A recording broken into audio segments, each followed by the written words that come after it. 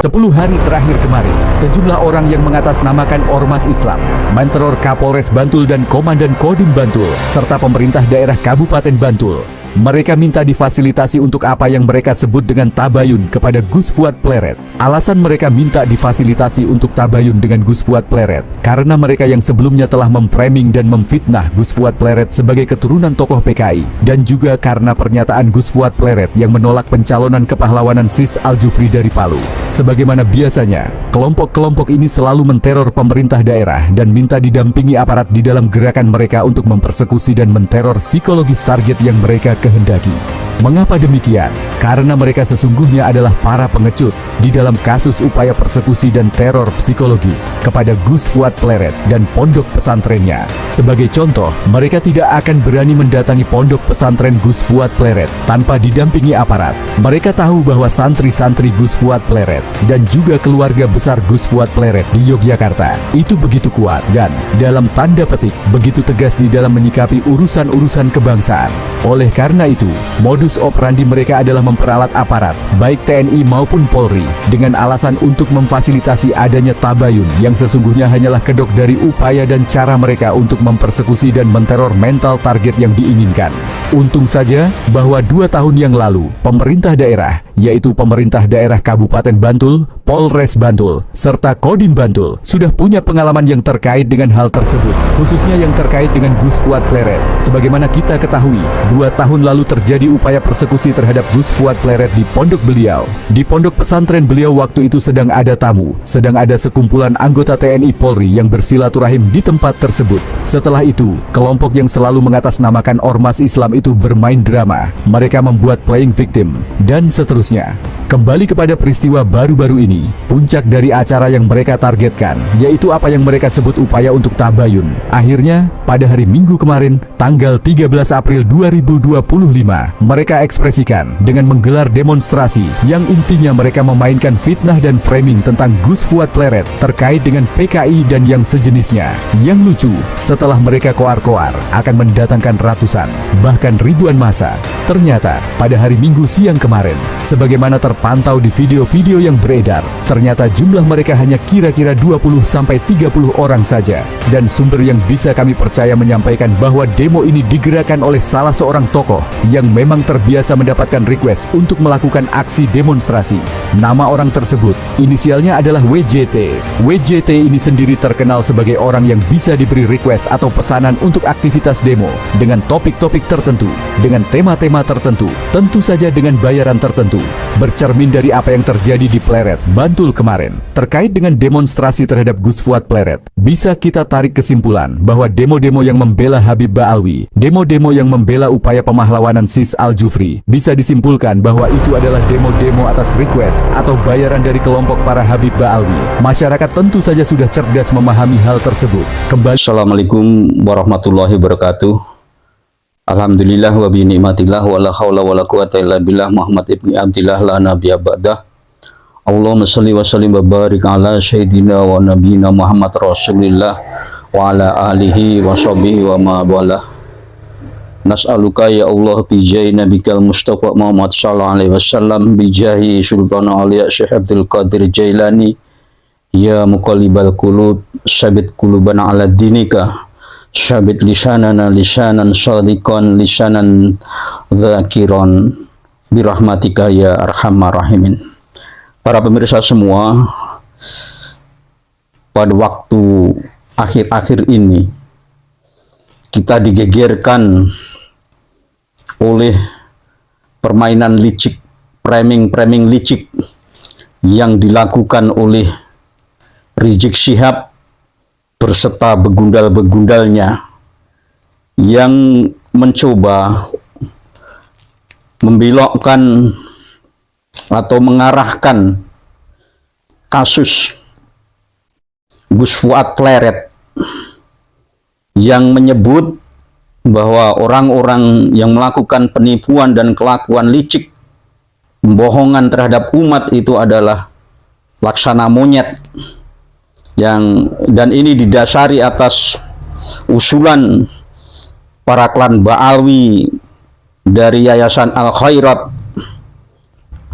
yang menyebutkan guru tua Habib Al-Jufri itu sebagai pahlawan. Sebenarnya ini sungguh telah membutakan kita semua dari framing jahat yang dilakukan oleh Rizik Syihab beserta gerombolannya. Mereka ingin menjadikan momen daripada kasusnya Gus Fuad itu dan mengkriminalisasi seolah-olah ini adalah pelanggaran hukum yang mewajibkan Gus Fuad meski diseret ke pengadilan dan dipenjara. Dan mereka framing besar-besaran itu karena seolah-olah Gus Fuad telah melecehkan seorang tokoh yang berada di Sulawesi. Sayang, sungguh sayang. Mereka menganggap bahwa warga-warga Nusantara ini warga yang bodoh, tidak tahu atas permainan mereka. Wahai saudaraku, terutama yang berada di Sulawesi, yang tempatnya domisilinya Yayasan Al Khairat, sungguh saya berharap saudara-saudaraku yang di wilayah timur, yang di Sulawesi, janganlah sampai Anda terprovokasi, termakan framing dan narasi busuk oleh klan Ba'alwi yang seolah-olah mendudukkan guru tua adalah seorang pahlawan.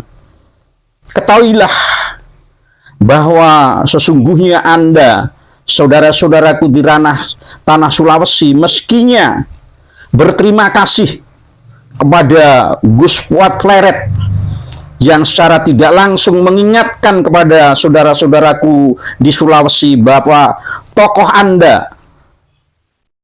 Anda itu sejarahnya dibelokkan. Siapa mereka itu? Jelas mereka adalah klan-klan Ba'alwi yang didatangkan oleh Belanda, yang mereka tidak mengakui atas kemerdekaan Republik Indonesia, dan mereka tidak mau mengajukan permohonan untuk menjadi WNI saat itu. Dan lagi, pembohongan sejarah yang dibongkar dengan adanya kasus Gus Fuad adalah mereka mengatakan bahwa mereka adalah kerabat Sultan Bone. Artinya apa? Mereka membaalwikan Sultan Bone. Ini logikanya dari mana? Sultan Bone itu benar-benar pribumi Nusantara, pahlawan Nusantara.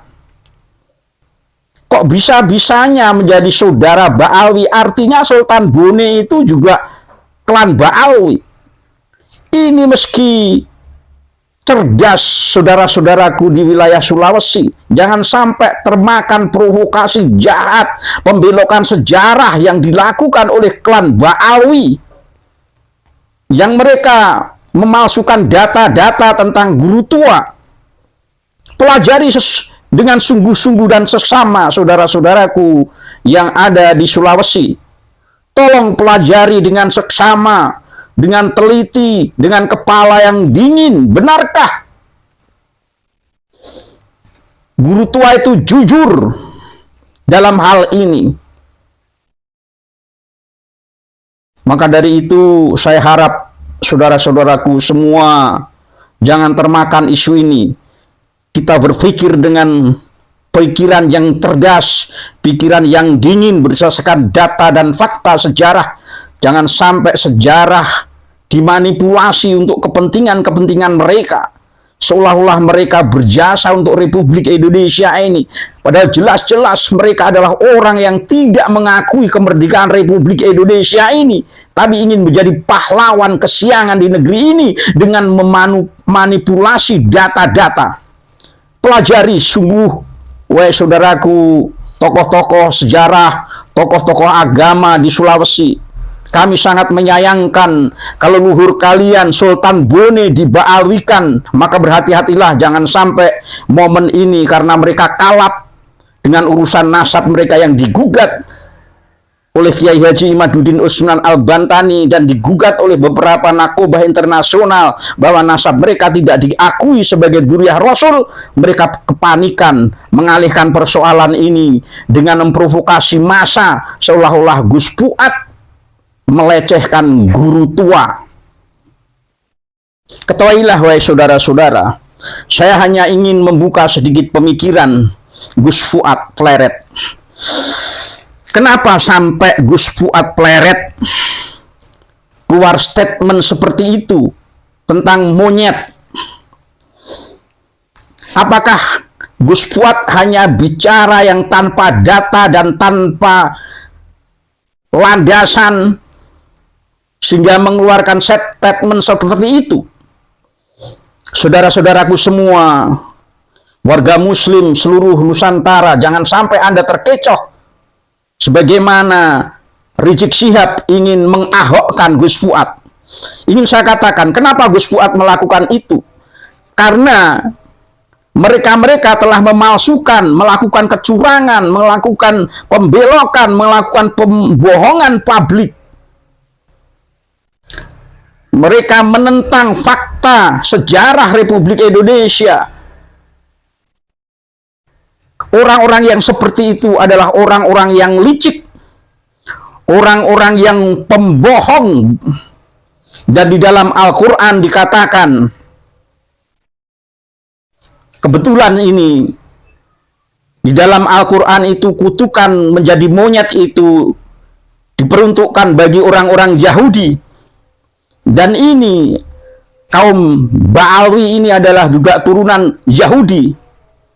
Maka di dalam Al-Quran dikatakan, saya ingin coba membacakan buat Anda semua di dalam surat Al-Baqarah. Ini surat Al-Baqarah ayat 65. Ini ingin saya bacakan bagaimana Allah mengutuk orang-orang yang suka berbuat curang, yang mengakali perintah Allah, membelokkan kebenaran. Allah kutuk mereka menjadi monyet. Saya bacakan ayatnya dan saya mencoba untuk menerjemahkan. A'udzubillahi minasyaitonirrajim. Bismillahirrahmanirrahim. Walaqad alimtumul ladzina iqtadzaw minkum fis sabti fakulna lahum kunu kiradatan khashi'in. Walaqad, yakti temen, atau dan benar-benar atau sungguh-sungguh, alim tu, telah engkau ketahui, wis mbok ngerteni, alladzina, yaiku wong-wong atau orang-orang, iktadzau minkum, yang membelokkan atau melakukan pelanggaran atas sebuah perjanjian. Karena pada saat itu orang-orang Yahudi untuk menghormati hari Sabtu, agar hari Sabtu mereka tidak mengambil ikan. Tapi karena mereka dasar-dasar orang-orang yang licik, orang-orang Yahudi itu, mereka melakukan pelanggaran. Dia membuat jebakan-jebakan ikan di hari itu, tidak mengambil ikannya, tapi diambilnya di hari yang lain. Walaqad alimtumul ladzina iqtadau minkum fi sabti. Sungguh engkau telah mengetahui orang-orang yang melakukan pelanggaran Sabti di hari Sabtu. Fakulna, maka aku katakan kepada lahum, kepada mereka, kunu, ono sopo, orang-orang Yahudi itu, kiradatan khasyiin, jadilah mereka itu kera yang hina. Ya, ini surat Al-Baqarah ayat 65. Jadi orang-orang yang suka licik, mengakal-akali agar tokohnya menjadi pahlawan nasional, padahal mereka tidak mengakui kemerdekaan Republik Indonesia ini. Bahkan dari fatwa Mufti Batavia yang memfatwakan bahwa orang Islam Nusantara tidak boleh, haram hukumnya melawan Belanda. Dan bahkan dari peristiwa fatwanya Mufti Batavia itu berapa ratus ulama yang dibantai di Banten waktu itu. Saya heran ini tokoh-tokoh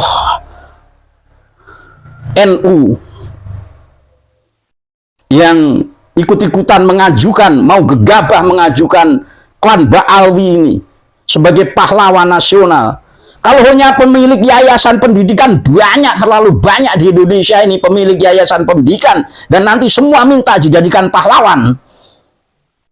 Rekan sejarah ada. Maka dari itu saudara-saudaraku yang di Sulawesi, saya mohon, justru hikmahnya terhadap kasus Gus Fuad ini, kita semua tahu bagaimana mereka memanipulasi data, memanipulasi sejarah, yaitu tentang pembaalwian Sultan Bone. Mohon ini diperhatikan oleh saudara-saudaraku yang ada di Sulawesi. Ini ada upaya kriminalisasi terhadap kasus Gus Fuad. Oleh karena itu, hati-hatilah saudara-saudaraku semua, para muhibin. Jangan mudah Anda terprovokasi hal ini. Berpikirlah dengan cerdas, dengan data-data dan fakta-fakta sejarah tentang statement Gus Fuad. Itu juga tidak ngawur. Orang yang licik, melakukan pelanggaran, memanipulasi data, kok diajukan sebagai pahlawan nasional. Ini orang licik, orang yang suka menggi pembohongan.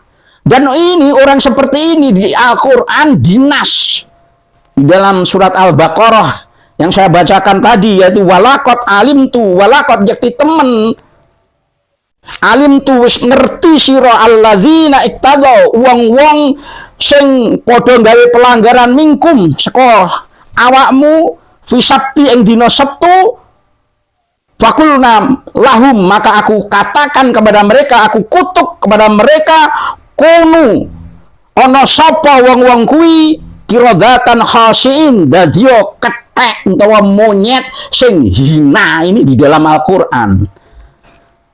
Maka jangan terprovokasi. Demikian saja, mudah-mudahan ini menjadi manfaat bagi kita. Ingat, hati-hati, jangan sampai mudah kita terprovokasi. Semangat Gus Fuad, kami di belakang panjenengan. Demikian, wassalamualaikum warahmatullahi wabarakatuh.